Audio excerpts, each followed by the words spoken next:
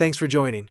Let's talk about cyber risk management platforms. Not just the shiny features everyone loves to tout, but the cracks in the market that procurement teams and team leaders keep running into. The first point is that cyber risk has moved out of the basement and into the boardroom. Regulators want disclosure, insurers want quantification, and leadership wants clarity. That's why the tools matter. They aren't just feeding analyst data sheets, they're shaping strategic business decisions.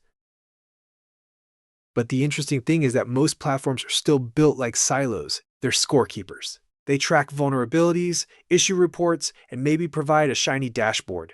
What they don't always do is enable decisions. The real demand is for tools that bridge the gap between technical noise and business impact. Without that, you're still left translating, and translation is where confidence breaks down. I've seen it play out countless times. A security team presents a risk score of 8.2 out of 10 to the board. Someone at the table inevitably asks, what does that mean in dollars? Does this threaten our revenue stream or just an internal system no one touches? And that moment of hesitation, the silence while people try to bridge that gap, is where trust evaporates. Because the board isn't interested in technical severity on its own. They want to know if the risk will impact customer confidence, regulatory compliance, or this quarter's numbers.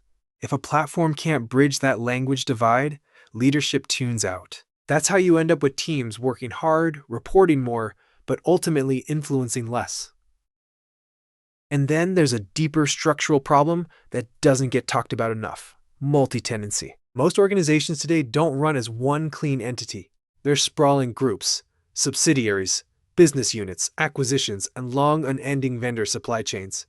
Yet too many risk platforms are designed as if all you need is one instance. It makes so little sense. Picture a global bank with dozens of regional subsidiaries. Each one runs its own instance of the tool, but when the group CISO goes to the board, the story is fragmented. Or think about a university system managing multiple campuses. Risks are tracked locally, but leadership can't see aggregate exposure. The gaps are obvious when a regulator comes knocking and asks for a consolidated view. Centraleyes was built around this. It doesn't force you to choose between granularity and big-picture visibility. Its AI-driven registers adapt to each entity, but still roll everything into a unified view. That way, risk isn't fractured, reporting doesn't break down, and translation into business language happens naturally, because the data is already organized to match how leadership thinks. At the end of the day, cyber risk management succeeds when it gives people clarity. Clarity about what matters most, clarity about where the gaps are, and clarity about what action to take next.